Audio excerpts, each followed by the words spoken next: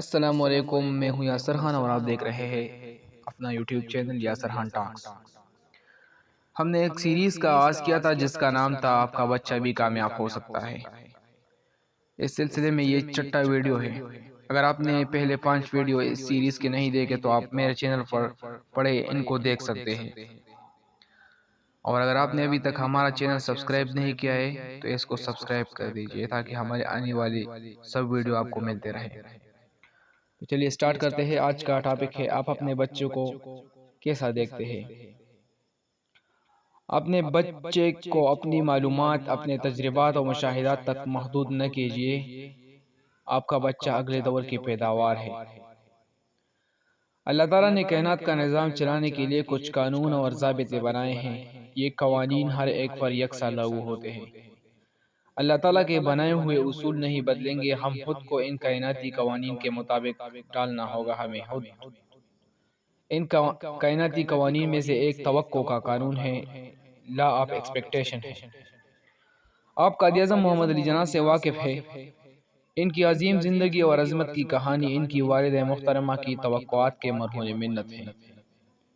والدہ کی امیدوں اور نیک تمناؤں نے بظاہر کن ذہن اور کرکٹ کھیلنے والے ایک نوعمر بچے کے دماغ میں یہ بات بٹھا دی تھی کہ اسے کاراز ہستی میں کارہائے نمایاں کام انجام دینے ہیں۔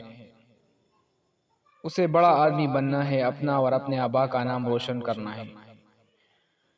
یہ خیال ذہن میں بٹھانے کے بعد محمد علی جناح کی والدہ کو یقین تھا کہ ان کا بچہ عام بچوں کی طرح نہیں ہے بلکہ وہ بڑا ہو کر کچھ بڑا کرے گا۔ محمد علی جناح نے اپنی والدہ کے خواب کو تعبیر بخشی اور مسلمانوں کے لیے ایک علیحدہ وطن کے تصور کو عملی جامہ پہنا کر کارہائے نما کام سر انجام دیے۔ ہم جس طرح کی امیدیں خود سے اور دوسروں سے رکھتے ہیں، یہ امیدیں نہ صرف ہمارے بلکہ ہمارے ساتھ رہنے والوں پر بھی اثر انداز ہوتی ہیں۔ آپ زندگی میں جو کچھ کوشش کرتے ہیں وہ شے اس لیے آپ کی طرف آتی ہے کہ آپ کے ذہن میں اس کے بارے میں ایک خیال یا تصور ہوتا ہے۔ جو کچھ آپ دوسروں کے متعلق سوچتے ہیں، بالخصوص اپنے بچوں کے بارے میں، وہی آپ کے بچوں میں آتا ہے۔ ایک حدیث شریف کا مفہوم ہے کہ نیک گمان رکھنا عبادت ہے۔ اچھی سوچ کو عبادت کا درجہ کیوں حاصل ہے؟ اس لیے کہ اچھا گمان یا اچھی سوچ، اچھی امیدیں آدمی کو دوسروں کے معاملے میں اچھا کر دیتی ہے۔ دنیا کے تمام بڑے انسانوں کو اپنے متعلق یا دوسروں کے متعلق بہت اچھا گمان ہوتا ہے کہ یہ بہت بڑا کام کریں گے۔ یہ گمان مستقبل میں یقین کی شکل اختیار کر جاتا ہے اور یقین پہاڑ کو اپنی جگہ سے ہلا سکتا ہے۔ آپ اپنے بچے کو جیسا دیکھنا چاہتے ہیں ویسی ہی توقعات اس سے وابستہ رکھیں۔ پھر دیکھیے کہ آپ کا بچہ کتنا غیر معمولی بنتا ہے۔ جب کوئی رشتہ دار وغیرہ آئے تو ان کے سامنے بچے کی خامیاں بیان کرنے کی بجائے اس کی خوبیاں بیان کرے تاکہ بچے کا مثبت اور تعمیری امیج ان لوگوں پر پڑے۔ آپ بچے کو جس انداز سے دوسروں کے سامنے پیش کریں گے وہ اپنے لاشعور میں اپنا ویسا ہی امیج بٹھا لے گا۔ اور یہ بات طے ہے کہ آدمی جس شے کو بار بار سوچتا ہے اسی کو زندگی میں حقیقت میں پاتا ہے۔ اکثر مائیں کہتی ہے کہ ہم تو بچے کے لیے خواب دیکھتے ہیں کہ وہ ناکام نہ ہو، بدتمیز نہ ہو، وہ شرارتیں نہ کرے۔ اس کا مطلب یہ ہے کہ اس طرح تو آپ نے بچے کے ناکام ہونے، بدتمیز اور شرارتی ہونے کا خیال اپنے ذہن میں بٹھا لیا ہے۔ آپ کا ذہن تو وہی کرے گا جو اس کے لاشعور میں ہے، لہٰذا آپ وہ نہ سوچئے جو آپ نہیں چاہتے، وہ سوچئے جو آپ چاہتے ہیں۔ منفی خیالات اور منفی خیالات آپ کی زندگی میں منفی اثرات لے کر آتے ہیں۔ اسی وقت فیصلہ کیجئے کہ آپ صرف مثبت خیالات ہی کو ذہن میں جگہ دیں گے۔ اکثر والدین اپنے بچوں کے ساتھ جو معاملات کرتے ہیں وہ بچے پر براہ راست اثر ڈالتے ہیں۔ اس سلسلے میں ہم آپ کو کچھ مشورے دیں گے، ان کاموں سے خود کو بچائیں۔ نمبر 1، بچوں سے پہلوتے ہی نہ برتیں۔ بچوں پر ان کے والدین جتنی زیادہ توجہ دیتے ہیں، بچوں میں آگے بڑھنے کا جذبہ اتنا زیادہ پروان چڑھتا ہے۔ بہت سے والدین یہ بات سمجھتے ہیں مگر اپنے بچوں پر جس معیار کی توجہ درکار ہے وہ نہیں دیتے۔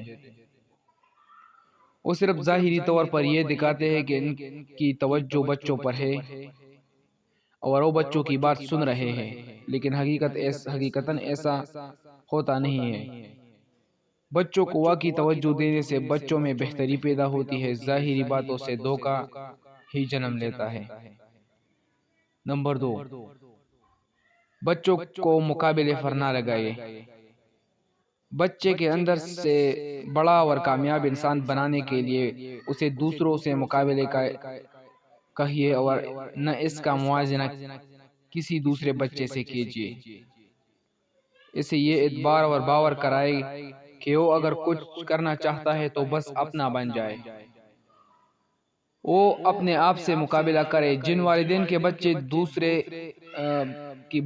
بچوں کی بجائے اپنے آپ سے آگے نکلنے کی جدوجہد کرتے ہیں وہی آگے نکلتے ہیں۔ نمبر 3، آپ یہ کام کریں، بچوں کو اظہار رائے کا موقع دیجیے۔ بچے فطرتاً بولنا اور اپنی بات کہنا چاہتے ہیں، لیکن اکثر والدین انہیں یہ کہہ کر ٹوک دیتے ہیں کہ تمہارے لیے یہ مناسب نہیں کہ تم دو افراد کے درمیان بولو۔ پھر ہمارے ہاں یہ بھی رواج ہے کہ بڑوں کے درمیان بچے نہیں بول سکتے، حالانکہ اگر ادب سے بات کی جائے تو اس میں کوئی شرم کی بات یا مذائقہ نہیں ہے، لیکن ہم نے مکمل طور پر اس پر پابندی عائد کر رکھی ہے اور یوں بچے کی شخصیت دبتی ہے اور اس کی نمو میں خلل واقع ہوتا ہے۔ اور آخری کام یہ ہے کہ بچوں پر اپنی شخصیت مسلط نہ کیجیے۔ بعض والدین بچوں پر اپنی شخصیت مسلط کرنے کی کوشش کرتے ہیں، جس کی وجہ سے بچے کی شخصیت ابھر نہیں پاتی۔ ایسے والدین اپنے بچوں کو ہر وقت یا اکثر تنقید و تنقید کا نشانہ بناتے ہیں۔ بچے سے اپنی رائے اور تجربات اس انداز سے بیان کرتے ہیں کہ گویا وہی درست ہے اور کوئی نہیں۔ ایسے میں بچہ اپنے اندر کی فطری صلاحیتوں کو تلاش کرنے اور ان سے کام لینے کے قابل نہیں پاتا۔ تو یہ ہے آج کا ویڈیو۔ اگر آپ کو ویڈیو پسند آئی ہو تو چینل کو ضرور سبسکرائب کیجیے۔ والسلام۔